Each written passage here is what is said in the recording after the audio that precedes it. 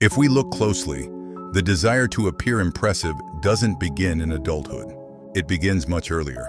Long before we understood success, status, or reputation, we were already learning one powerful lesson. My value depends on how others respond to me.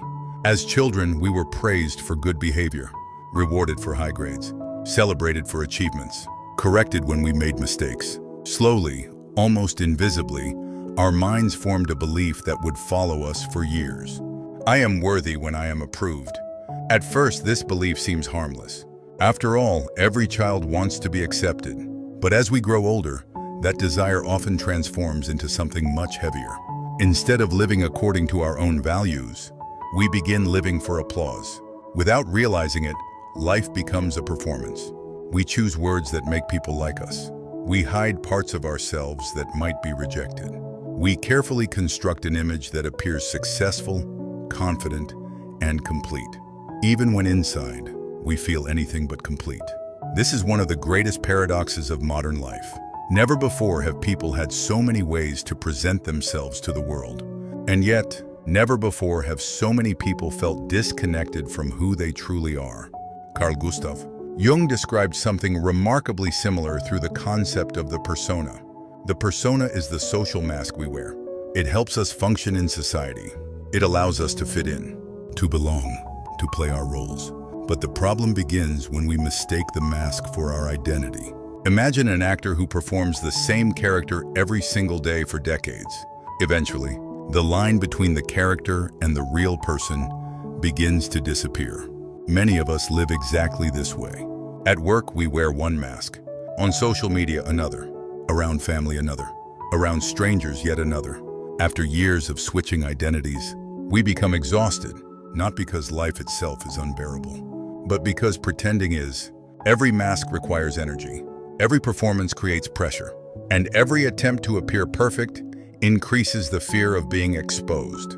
That is why criticism hurts so deeply for some people. It isn't the criticism itself. It is the fear that if one flaw becomes visible, the entire identity we've built will collapse. But truly confident people understand something different. They know that making a mistake does not make them a failure. Being wrong does not make them worthless. They are able to say, I don't know. I was wrong. I still have more to learn. And strangely enough, those simple words often reveal far more confidence than any display of superiority ever could. Because only a secure person can admit imperfection without feeling threatened. Ego seeks perfection. Wisdom embraces growth. There is another interesting truth.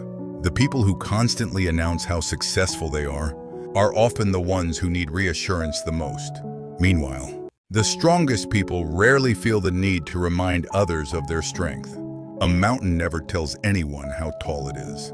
The ocean never explains how deep it is. The sun never asks permission to shine. They simply exist according to their nature. Perhaps confidence works the same way.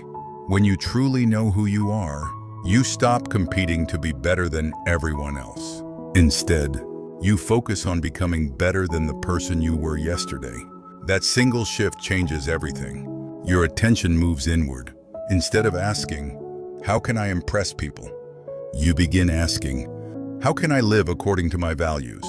And that question quietly transforms your life. Because once your identity is rooted in character rather than reputation, peace begins to replace anxiety. This doesn't mean life suddenly becomes easy. People will still criticize you. You will still experience failure. Some people will misunderstand you. Others may reject you completely. But none of those things will define who you are. Marcus Aurelius once reminded himself that the opinion of others belongs to them, not to us. What truly belongs to us is our character, our choices, our integrity. And integrity is perhaps the quietest form of confidence. It doesn't need an audience. It doesn't depend on applause. It doesn't seek attention. It simply does what is right, even when no one is watching. Perhaps we've spent too much time building an image and not enough time building ourselves. We've polished the surface while neglecting the foundation beneath it. Yet time changes everything on the outside.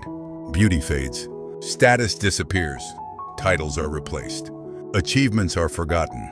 But character character remains. It becomes the one thing no one can take away. And when confidence is built upon character instead of appearance, no criticism can truly destroy it. Because a truly confident person no longer asks, "Do people like me?"